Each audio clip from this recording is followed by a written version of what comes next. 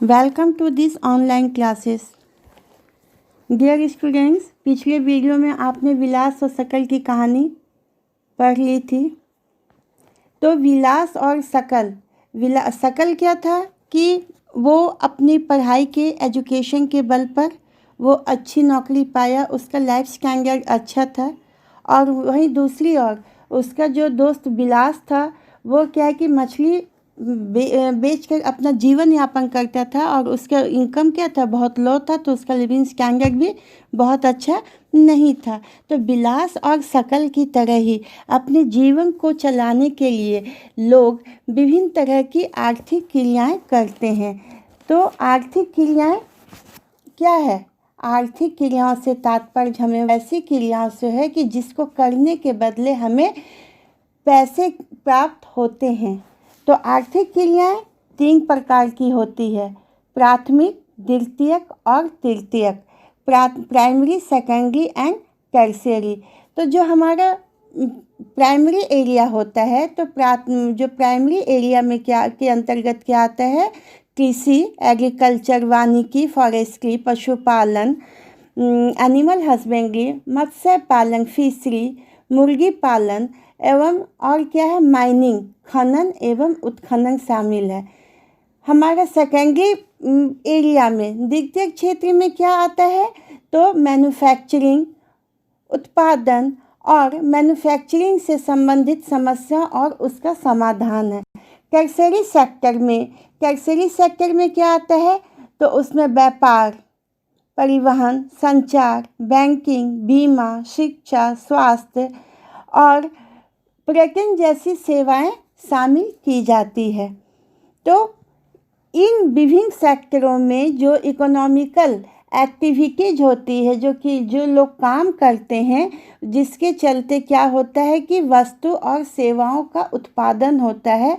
तो ये बदले में, उस काम के बदले लोगों को पैसा मिलता है और वे जो सेवा मतलब कि जो वस्तुओं का उत्पादन होता है, तो ये जो एक्टिविटी है ये नेशनल इनकम को भी क्या करता है कि बढ़ाता है। क्लियर? आइए देखते हैं कि जो आर्थिक क्रियाएं भी होती हैं, ये जो इकोनॉमिकल एक्टिविटी भी होती है, ये भी 2 प्रकार की होती हैं। क्या क्या होती है? एक होता है मार्केट एक्टिविटी और एक होता है कि नॉन मार्केट एक्टिविटी।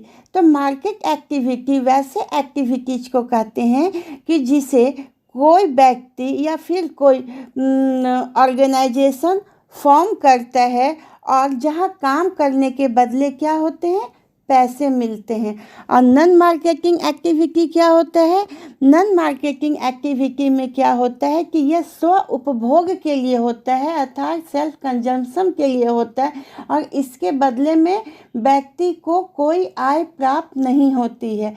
जैसे कि मान लीजिए आपकी मम्मी ने घर में खाने के लिए अचार बनाया, तो वो अचार बनाया, तो वो क्या, उसे बाजार में बेचा तो नहीं, उसे अपने घर के खर्च के लिए रखा, अपने घर में सेल्फ कंजम्पशन के लिए रखा। तो इसके बदले में उन्हें कोई आय तो नहीं मिली, कोई पैसा प्राप्त नहीं हुआ। तो ये जो है, ये एक तरह का नॉन मार्केटिंग एक्टिविटी है। तो इसके लिए उनको कोई पेमेंट नहीं मिलता है। आगे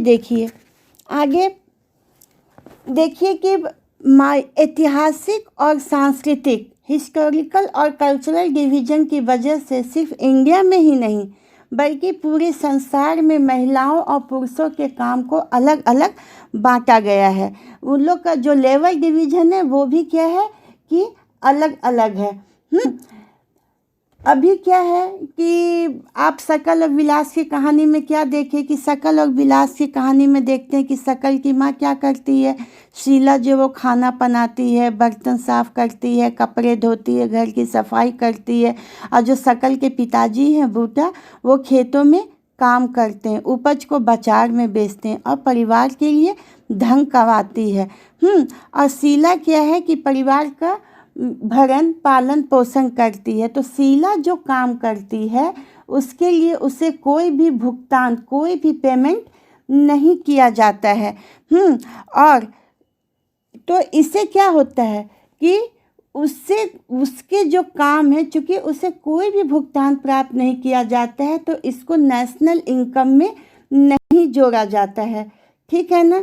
अब आप पूछें कि मैम नेशनल इनकम क्या है, तो नेशनल इनकम है कि जितनी भी गुड और सर्विसेज हम एक साल में प्रोड्यूस करते हैं, उत्पादन करते हैं, उसके टोटल इनकम को जोड़ कर ही जो हम जोड़ने के बाद जो कीमत आती है, जो टोटल आता है, उसे ही हम नेशनल इनकम कहते हैं। क्लियर। अब देखिए दूसरी ओर कि जो बिलास की माँ है वो मछली बेचकर आय कमाती है। उसे मछली बेचने पर जो पैसे मिलते हैं उससे वह घर चलाती है। तो ये वो जो काम करती है, तो इसके बदले क्या होता है, मछली बेचने के प्रति बेचने पर उसे कुछ भुगतान मिलता है। तो इस भुगतान को भी वो कहाँ पर है कि वो काम करती है, लेकिन क्या है, क्या वो नेशनल इनकम में जोड़ेंगे? नहीं, क्योंकि उसे बहुत कम भुगतान मिलता है और वो स्किल्ड भी नहीं है, वो स्किल्ड भी नहीं है। तो किसी भी पुरुष जो मेन होते हैं और जो फीमेल वुमेन होती है, उन पुरुष मेल की तरह ही वुमेन के भी जो इनकम होते हैं वो उसके एजुकेशन और उसके स्किल के आधार पर निर्धारित की जाती है। अब आइए देखिए कि जो एजुकेशन है वो किसी भी व्यक्ति को अपॉर्चुनिटी, जॉब अपॉर्चुनिटी बेहतर प्रदान करती है। हाँ, और किसी भी व्यक्ति को कितना सैलरी मिलना चाहिए ये उसके एजुकेशन और उसके स्किल पर निर्भर करता है। आप देखिएगा कि इंडिया में बहुत सारे जगह में, आप अपने आसपास में भी देखिएगा कि जो महिलाएं होती है जिनकी शिक्षा कम होती है, जो स्किल्ड नहीं होती, जिन्हें मजबूरी में घर चलाने के लिए बाहर काम करना पड़ता है, वहाँ पर क्या है कि उनके लिए कोई जॉब सिक्योरिटी नहीं होती है। कब उनकी नौकरी चली जाए तो वो कम पैसे में भी घर चलाने के लिए, अपने हस्बैंड को सहयोग करने के लिए कम पैसे में भी वो वहाँ क्या करती है, काम करती है। वहाँ उसे कोई जॉब सिक्योरिटी नहीं होती है, उसकी जो सैलरी होती है वो भी लो होती है। और इस सेक्टर में क्या होता है कि उन्हें कोई भी स्पेशल फैसिलिटी, जैसे कि अगर वो प्रेग्नेंट है तो उसे मतलब कि उसे छुट्टी, या फिर है कि अपने बच्चे के केयर के लिए उसे छुट्टी, या फिर और भी जो है कि सोशल सिक्योरिटी, हाँ, उसे वहाँ नहीं मिलती है। उसे इन सब के बीच में ही काम करना पड़ता है। लेकिन अब क्या है कि धीरे धीरे ज़माना क्या है, वो आगे बढ़ रहा है। तो अब बहुत सारी महिलाएं भी बचपन से ही पढ़ लिख करके जीवन में कुछ करना चाहती है। तो फिर है कि शुरू से ही लड़कियों को क्या है, टीचिंग और मेडिकल प्रोफेशन बहुत ज़्यादा क्या करता है, आकर्षित करता है। अब आजकल क्या है कि जीवन की मतलब कि काम करने के प्रत्येक क्षेत्र में, चाहे वो पायलट हो, पुलिस सर्विस हो, कोरियोग्राफी हो, मतलब कि जीवन जीने के अनेक सेक्टर में जहाँ से महिलाएं अपने नाम और नाम के साथ साथ यश और बहुत सारा पैसा कमा सकती हैं, तो हर क्षेत्र में वो क्या है, प्रवेश कर रही है। इसके अलावा क्या है कि वो मतलब कि वैज्ञानिक पूरे साइंस और ये टेक्नोलॉजी के बीच भी सामंजस्य करते हुए वे बहुत आगे बढ़ रही हैं। नेक्स्ट टॉपिक आप देखिए अपनी किताब में, क्वालिटी ऑफ पॉपुलेशन, जनसंख्या की गुणवत्ता। पूछेंगे कि जनसंख्या की गुणवत्ता क्या है, तो quality of education, quality of population. तो क्वालिटी ऑफ पॉपुलेशन क्या है, तो किसी भी देश का जो जनसंख्या है वो किस चीज़ पर निर्भर करती, किसी भी देश की जनसंख्या वहाँ मतलब कि निर्भर करती है वहाँ के लिटरेसी रेट पर, मतलब कितने व्यक्ति वहाँ साक्षर हैं। हेल्थ ऑफ ए पर्सन, तो उनका स्वास्थ्य कैसा है, और लाइफ एक्सपेक्टेंसी, उनका जीवन प्रत्याशा दर कितना है, और स्किल फॉर्मेशन, उनके काम करने में कितना क्षमता है, मतलब वो कितने स्किल्ड है, किसी भी काम को वो कितने बेटर तरीके से कर सकते हैं। इस पर है कि क्वालिटी ऑफ पॉपुलेशन निर्भर करता है। लिटरेसी साक्षर होना, और यदि व्यक्ति मतलब कि इलिटरेट है, मतलब वो कभी स्कूल नहीं गया है, वो पढ़ा लिखा नहीं है और उसका स्वास्थ्य भी अच्छा नहीं है, तो वो किसी भी देश के लिए वैसी जनसंख्या क्या होती है, बोझ होती है। हाँ, और हेल्दी और एजुकेटेड पॉपुलेशन किसी भी देश के लिए एसेट मतलब संपत्ति की तरह होती है। क्लियर? तब आप देखिए कि हम लोग फिर आगे देखते हैं कि एजुकेशन पर हम लोग फोकस करते हैं। आपका ये नेक्स्ट पॉइंट भी है कि आप शकल की कहानी को फिर से याद कीजिए, ध्यान दीजिए कि स्टार्टिंग में शकल के माता पिता ने क्या किया कि उनको अच्छी स्कूलिंग दी, अच्छी शिक्षा दी और उसके खाने पीने का, उसके ओवरऑल डेवलपमेंट का अच्छी तरह से ख्याल रखा। तो बाद में फल के रूप में उसे क्या मिला, बाद में शकल को अच्छी नौकरी मिली, उसे अच्छी सैलरी मिली। तो हम क्या देखते हैं कि शकल के लिए एजुकेशन क्या था, एक बहुत ही इम्पॉर्टेंट रोल प्ले किया, है ना। उसने शकल को आगे बढ़ने में एजुकेशन ने बहुत मदद की, उसके सपनों को नई उड़ान दी। हाँ, और उसने जीवन को एक नए तरीके से देखा। उसने न केवल मतलब कि नए तरीके से देखा, बल्कि अपने कंपनी के लिए अपने ज्ञान के बल पर, अपने स्किल के बल पर एक नया सॉफ्टवेयर विकसित किया, जिसके चलते कंपनी को काफ़ी मुनाफा हुआ। और इस मुनाफे के बाद कंपनी ने उसकी सैलरी भी क्या कर दी, उसकी सैलरी भी बढ़ा दी, अर्थात उसका प्रमोशन कर दिया। तो अब वही दूसरी तरफ विलास के साथ क्या हुआ, विलास अनस्किल्ड था, बहुत ज़्यादा एजुकेटेड नहीं था, मजबूरी में उसे अपने माता पिता की मदद करनी पड़ी। उसके पिता भी नहीं रहे तो माँ की तरह ही वो क्या हुआ कि मछली बेचने लगा। उससे बहुत उसको लो इनकम प्राप्त होती थी, तो उसका खाना पीना भी बहुत अच्छा नहीं था बचपन में, जिससे आगे चलकर क्या हुआ, वह उसे अपने भाई बहन की भी देखभाल करनी पड़ती थी। तो आगे चलकर उसे अर्थराइटिस का भी, हड्डियों में जकड़न जैसे रोग भी हो गए। तो बाद के वर्षों में वो बीमार दिखने लगा। तो आप देख रहे होंगे कि किसी भी व्यक्ति के लाइफ में एजुकेशन क्या है कि बहुत ही इम्पोर्टेंट रोल प्ले करता है। आगे देखिए, दूसरा हमारा क्या है कि एजुकेशन क्या होता है। एजुकेशन से किसी भी देश का ग्रोथ रेट डिसाइड होता है। शकल को ही देखिए कि शकल के आगे बढ़ने में एजुकेशन ने उसके लिए नए क्षितिज खोल दिए। तो एजुकेशन क्या है कि सिर्फ एक व्यक्ति के लिए ही नहीं, बल्कि समाज को डेवलप करने में भी मदद करता है, नेशनल इनकम को भी बढ़ाता है। सरकार द्वारा एक योजना बनाई गई है जिसमें कि भारत के हर ज़िले में एक नवोदय विद्यालय बनाए जाएं, और सरकार ने हर ज़िले में एक नवोदय विद्यालय बनाया है ताकि उस ज़िले को बच्चों को बेहतर से बेहतर शिक्षा प्रदान की जा सके। इसके अलावा हाई स्कूल स्तर पर सरकार ने वोकेशनल कोर्सेज शुरू किए हैं कि जहां पर बच्चे अपने ज्ञान और कौशल को विकसित करके कम समय में ही वे रोजगारोन्मुख मतलब जॉब में इंटर कर सकें।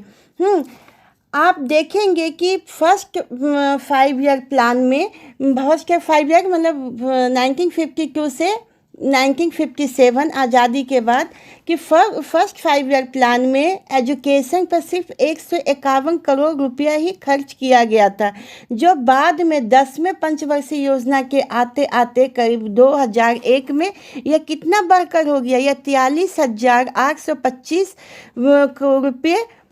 करोड़ रुपये हो गया। तो फर्स्ट प्लान में जहां जीडीपी, ग्रोथ डोमेस्टिक प्रोडक्ट अर्थात नेशनल इनकम जहां 0.64% था, 2001 के आते आते 10वें 5th ईयर प्लान में वो कितना हो गया, 70% के आसपास पहुंच गया।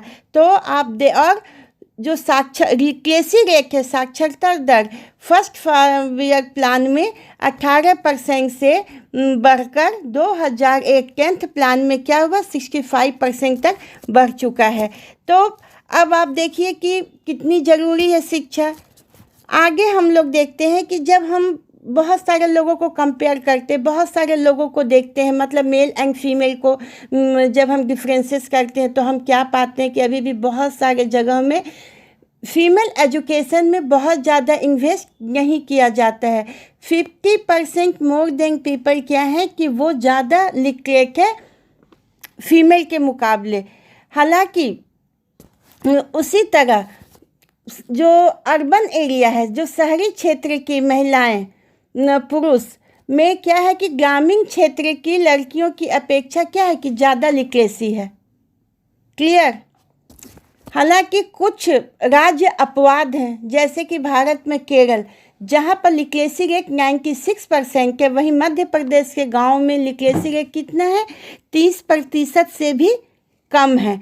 तो जिसके चलते क्या है कि एजुकेशन का क्वालिटी लेवल बहुत ज़्यादा गिरा हुआ है, तो बहुत ज़्यादा वहाँ डेवलपमेंट भी नहीं है। इस तरह केरल क्या है कि बहुत ज़्यादा नेचुरल रिसोर्सेस के नहीं रहने पर भी सिर्फ एजुकेशन के बल पर वो क्या है कि बहुत ज़्यादा डेवलप्ड है, वहाँ लिटरेसी रेट हाई है, लोग बाहर जाके काम कर रहे हैं और कमा के अपने राज्य को समृद्ध बनाने में कंट्रीब्यूट कर रहे हैं।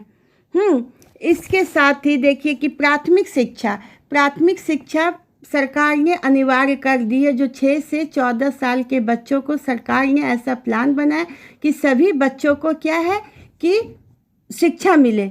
हाँ, इसके लिए सर्व शिक्षा अभियान चलाया गया है। गांव-गांव में जाकर के बच्चों को स्कूल आने के लिए प्रेरित किया जाता है, प्रोत्साहित किया जाता है।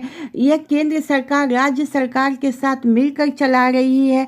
हाँ, ताकि बच्चा का जो प्राइमरी एजुकेशन है, जो एलिमेंट्री एजुकेशन है, वो क्या है कि वो डेवलप हो सके। ये हर बच्चों को मिले, ये उनका राइट टू एजुकेशन उन्हें मिले, ये उनका अधिकार है। इसके बच्चों को प्रोत्साहित करने के लिए सरकार क्या कर रही है, मिड डे प्लान को भी आगे बढ़ा रही है, ताकि बच्चे बाहर काम न करके भोजन के लालच में ही सही स्कूल आएँ। इसके अलावा सरकार बच्चों को यूनिफॉर्म, किताबियाँ, जूते, साइकिल, यहाँ तक कि बहुत मेधावी बच्चों को लैपटॉप तक आगे पढ़ने के लिए फ्री में दे रही है, ताकि अधिक से अधिक बच्चों को ड्रॉप आउट होने से रोका जा सके। हाँ, ताकि बच्चे पढ़ाई को अपना ज़रूरत समझ के वो देश के डेवलपमेंट में हेल्पफुल साबित हो सकें।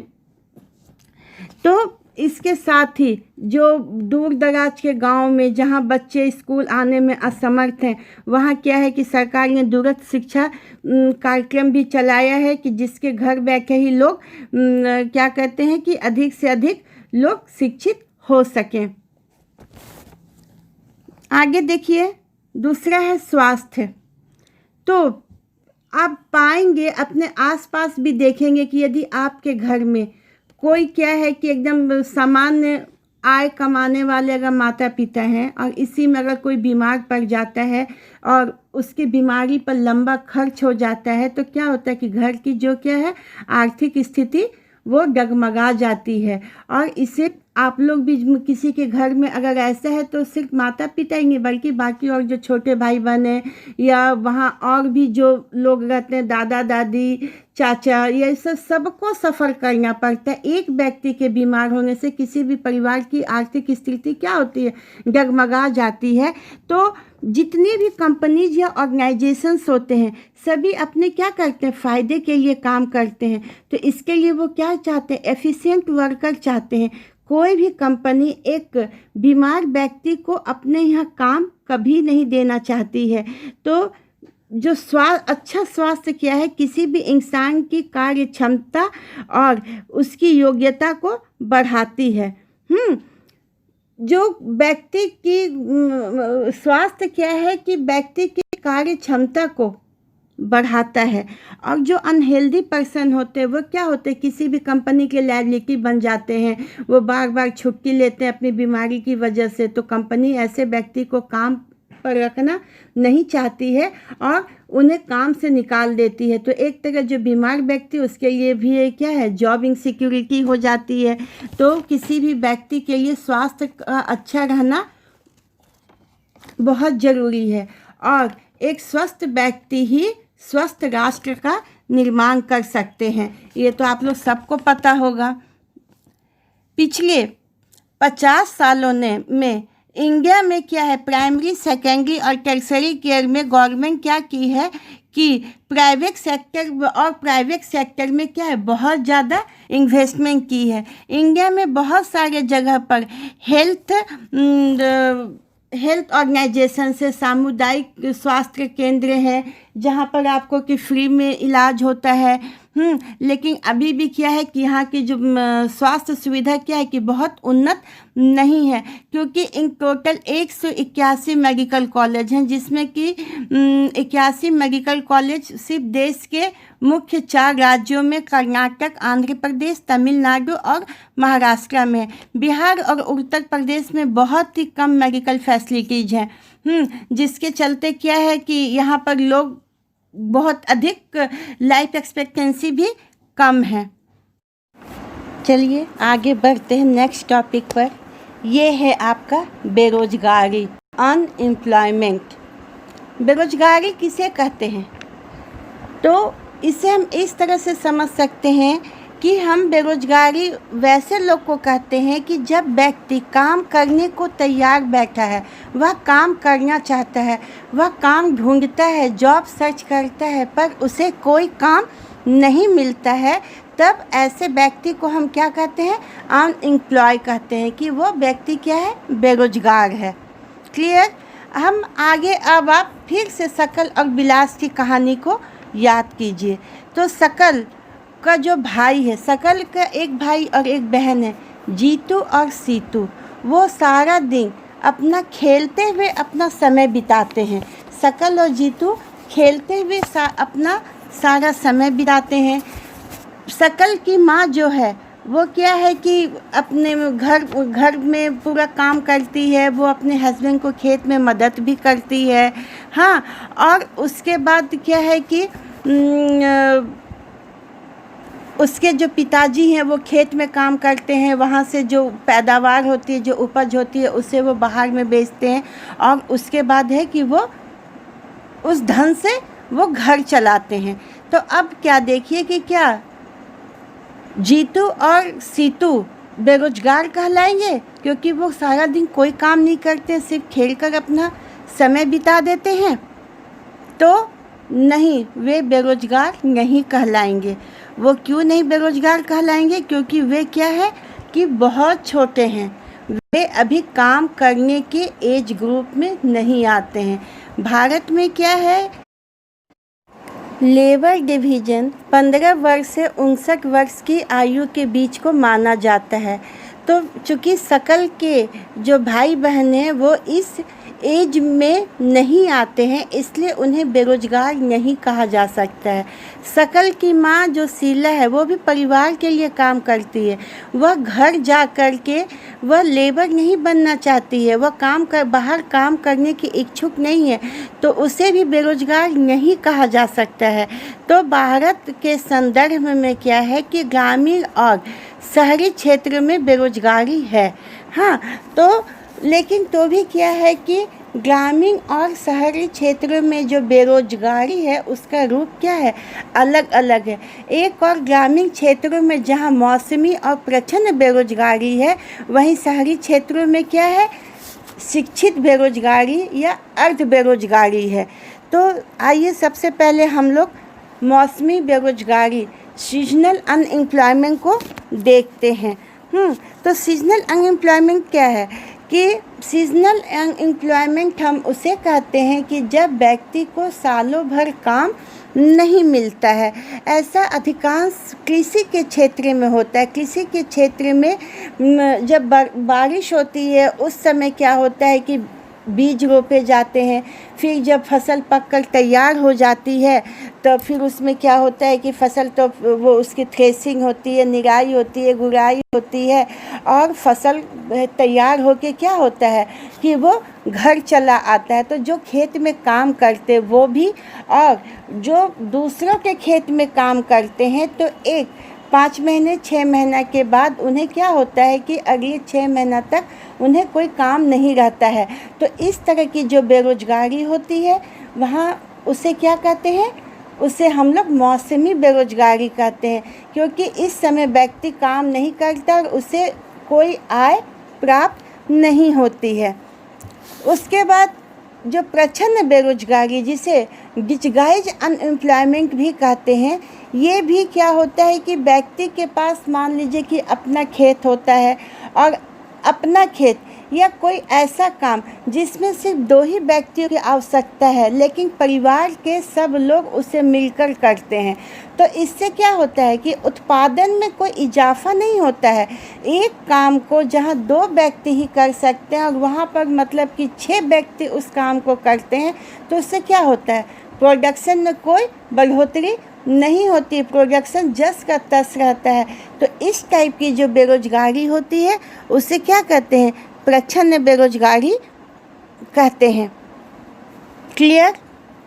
अब देखिए शहरी क्षेत्रों में क्या होती है, अधिकतर एजुकेशनल अनएम्प्लॉयमेंट देखने को मिलता है। बहुत सारे लोग जो मैट्रिक, स्नातक या स्नातक, ग्रेजुएट या पोस्ट ग्रेजुएट है, उन्हें कोई काम नहीं मिलता है। वे छोटे मोटे काम करने को मजबूर हो जाते, क्योंकि उन्हें तो परिवार चलाना है ना। मजबूरी में जब मतलब कि भूखे रहने की नौबत आती है तो कोई डिलीवरी बॉय बन जाते हैं, कोई दुकान में स्टाफ बन जाते हैं, कोई अपने फल का दुकान चलाने लगते हैं, तो कोई छोटे मोटे धंधा करने लग जाते हैं, ताकि उनकी जो जीविका है वो किसी तरह चल सके, उनकी जो जीवन की गाड़ी है वो खींच सके। तो इसमें क्या होता है कि इस तरह की जो बेरोजगारी है, जो बहुत पढ़े लिखे लोग जिन्हें उनकी क्षमता और योग्यता के अनुसार काम नहीं मिलता है, इसे ही हम क्या कहते हैं, एजुकेशनल अनएम्प्लॉयमेंट, या इसे हम अर्ध बेरोजगारी भी कहते हैं। तो ऐसे लोग जो बहुत पढ़े लिखे होते हैं, जो देश के लिए ऐसे का काम करते हैं, लेकिन क्या होता है कि अनएम्प्लॉय रहने के चलते क्या होता है कि उनकी कार्य क्षमता भी घट जाती है, वे निराशावादी हो जाते हैं, वे अपना कार्यस्थल पर वो अपना बेस्ट नहीं दे पाते हैं, और चूँकि उनके पास अपने परिवार को चलाने के लिए भी पर्याप्त मुद्रा, रुपया पैसा नहीं होते हैं। हाँ, तो ये क्या है, एक तरह का बहुत बड़ा सोशल क्राइम भी है, सामाजिक अपराध भी है। लोगों का शोषण होता है, वो किसी तरह जीवन जीने के लिए मजबूर होते हैं, और इस तरह का जो मतलब कि बेरोजगारी होती है, ये देश के आर्थिक बोझ को भी बढ़ाती है।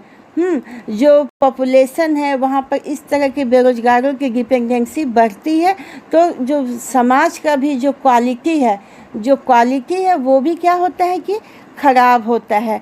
हाँ, और ऐसे व्यक्ति जो कम पैसे में, लो इनकम में काम करने के लिए मजबूर हैं, वो अपना केयर भी अच्छी तरह से नहीं कर पाते हैं, तो उनका जो है कि स्वास्थ्य भी अच्छा नहीं रहता है।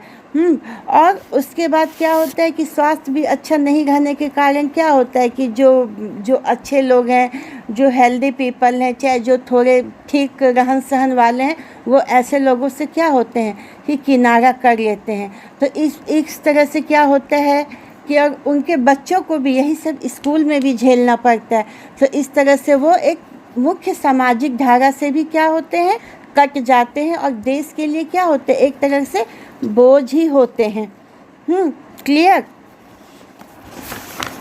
अब देखिए कि जो बहुत गरीब होते हैं, जो अनस्किल्ड होते हैं, जो पढ़े लिखे नहीं होते हैं, उनका जीवन तो एक तरह से थोड़ा ज़्यादा आसान हुआ ना, क्योंकि वो किसी भी काम को करने के लिए स्वतंत्र होते हैं। अब एक जो एमए पास व्यक्ति है, वो क्या करेगा, वो किसी होटल में वेटर का काम तो नहीं करेगा, लेकिन जो गरीब है वो किसी भी तरह काम करके अपने परिवार को चला लेते हैं, उनमें वे क्या होते हैं कि अब देखिए कि जो कृषि के अब धीरे धीरे क्या हुआ कि जैसे जैसे ज़माना आगे बढ़ रहा है तो अब जो लोग कृषि के क्षेत्र में भी जो मतलब कि जहाँ मौसमी बेरोजगार जो लोग रहते थे तो वो क्या है कि मैन्युफैक्चरिंग के काम में जुड़ रहे हैं। वे छोटे मोटे उत्पादन भी कर लेते हैं, अपने बनाए सामान को ही वो बाज़ार में बेच के उससे कुछ आय प्राप्त कर सकते हैं। उसके अलावा जो द्वितीय क्षेत्र में जो काम करते हैं वो मतलब कि साथ साथ वो जैसे कि कहीं बीमा ले लिए, वे लोगों को बीमा भी बेच सकते हैं। तो इससे क्या कि वो कहीं दूसरे जगह भी काम कर सकते हैं, तो जिसके चलते क्या होता है कि बेरोजगारी में कमी आती है और परिवार का जो लिविंग स्टैंडर्ड क्या है वो बढ़ता है। लोग गांव से शहर की ओर काम के खोज में प्रवास करते हैं। अब हम जब तीनों सेक्टर अर्थात प्राइमरी, सेकेंडरी और टर्शियरी सेक्टर की ओर देखते हैं तो हम क्या पाते हैं? हम पाते हैं कि कृषि में सबसे ज़्यादा क्या है, कृषि में सबसे ज़्यादा क्या है, बहुत ज़्यादा मेहनत है और हम कृषि में बहुत ज़्यादा मेहनत है और ये क्या है कि इकोनॉमी को भी क्या है बहुत ज़्यादा एब्जॉर्ब करता है। तो अब लोग क्या है कि वहाँ पर प्रचंड बेरोजगारी भी बहुत अधिक हो जाती है।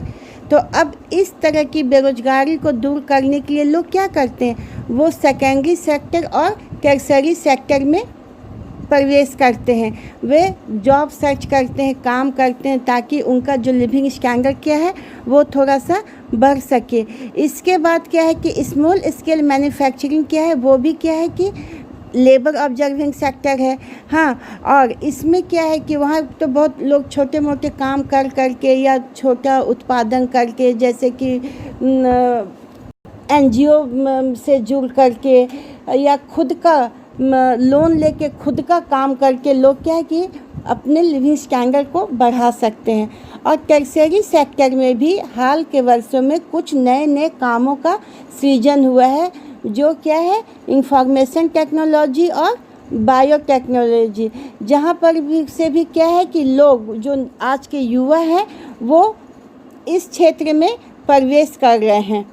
तो ये आपका जो सेकंड चैप्टर है ये समाप्त हुआ। लेकिन इसके पहले आइए हम लोग एक छोटी सी कहानी जो आपके किताब में है इसे हम पढ़ते हैं और ये देखिए कि लोग थोड़े से शिक्षित होकर अपने गांव के विकास में योगदान करते हैं। वो अपने गांव के लिए एक संपत्ति बन जाते हैं और गांव की इकोनॉमी को बढ़ाते हैं।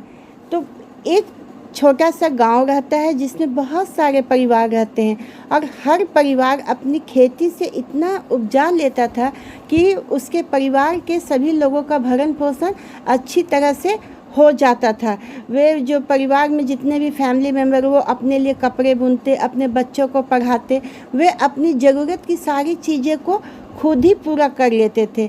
कुछ समय के बाद इसमें जो जितने सारे परिवार थे उन्हीं के बीच में से एक परिवार ने अपने एक बेटे को एग्रीकल्चर यूनिवर्सिटी में भेजने का फैसला किया।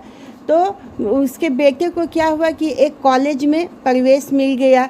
वहाँ पर कुछ समय के बाद वो क्या किया कि कृषि में इंजीनियरिंग का डिग्री लेकर के अपने गांव लौटा। तो वो इतना ज़्यादा पढ़ने के बाद क्रिएटिव हो चुका था कि अपने पढ़ाई से उसने जो सीखा था एक हल तैयार किया। तो उस हल से जब वो खेतों में उसका उपयोग किया तो गेहूं के उपज में अप्रत्याशित वृद्धि हुई। तब एक क्या हुआ, गांव में एग्रो इंजीनियरिंग का एक नया काम का पता चला। फिर है कि उस परिवार में जब ज़्यादा गेहूं हो गया तो खाने पीने से ज़्यादा तो बचे हुए गेहूं को उसके पेरेंट्स ने क्या किया कि बगल के गांव में बेच दी, जहां से उनको बहुत अधिक प्रॉफिट हुआ। उस प्रॉफिट को उन्होंने आपस में बांट लिया। तो उनको सफल होते देख गांव के दूसरे परिवारों ने भी अपने बच्चों को क्या किया कि उनके बेहतर भविष्य के लिए उन्हें नज़दीक के स्कूल में भेजा और पंचायत करके गांव में ही स्कूल खोलने का फैसला लिया। इसके बाद क्या किया कि वहाँ पर क्या हुआ कि वहाँ ये बगल के शहर से एक शिक्षक को भी हाई सैलरी पर वहाँ रखा गया। तो एक तरह से एक शिक्षक की जो सर्विस है उसमें भी इजाफा हुआ। उसके बाद फिर आगे देखिए कि गांव के ही एक परिवार ने अपनी लड़की को सिलाई का ट्रेनिंग दिलवाया, तो अब वो क्या कि गांव के लोगों के लिए भी वो कपड़े सिलने लगी, तो उससे भी उसे कुछ आमदनी होने लगी, क्योंकि जो भी लोग थे वे तो खुद ही बुनते थे, किसी तरह बुनते थे, सिलते थे और पहनते थे। तो जब वो सिले सिलाए कपड़े पहनने लगे तो उन्हें अच्छा लगने लगा। तो इस तरह से क्या हुआ कि एक दर्जी का भी नया काम क्या हुआ, क्रिएट हुआ। तो अब जो लोग कपड़ा खरीदने के लिए दूर दूर तक जाते थे, उनका टाइम भी बचा, तो वो कृषि में अपने खेत पर भी ध्यान देने लगे। तो उससे भी उनका क्या हुआ कि ज़्यादा ध्यान देने से जो प्रोडक्शन है वो भी बढ़ा। तो ये किसी गांव के लिए क्या थी, जो वहाँ का समृद्धि, जो डेवलपमेंट था, उसका क्या था, प्रारंभ था। अब क्या है कि किसान के पास जब अधिक फसल होने लगी तो वे दूसरे गांव में बेच भी सकते थे। तो इसके साथ साथ जहां वो मतलब कि एक ऐसा गांव जहां पर स्टार्टिंग में कोई मतलब कि अधिक रोजगार प्राप्त करने का, अधिक पैसे कमाने का कोई अवसर प्राप्त नहीं था, वहाँ पर है कि टीचर, टेलर, एग्रो इंजीनियर जैसे कई तरह के जो प्रोफेशंस थे वो डेवलप हो गए। तो ये एक तो छोटे से गांव की कहानी थी, जहाँ पर है कि ह्यूमन कैपिटल के बढ़ते हुए लेवल ने क्या किया, एक गांव के लिविंग स्टैंडर्ड को बदल दिया। तो अंत में ये चैप्टर आपका ख़त्म हुआ और मैं यही कहना चाहूँगी कि एजुकेशन क्या है, वो किसी भी व्यक्ति के लिए बहुत ही इम्पॉर्टेंट है। वो व्यक्ति इसके बल पर बहुत बड़े बड़े काम कर सकता है और जीवन में सफल हो सकता है। तो आपका ये चैप्टर ख़त्म हुआ। धन्यवाद।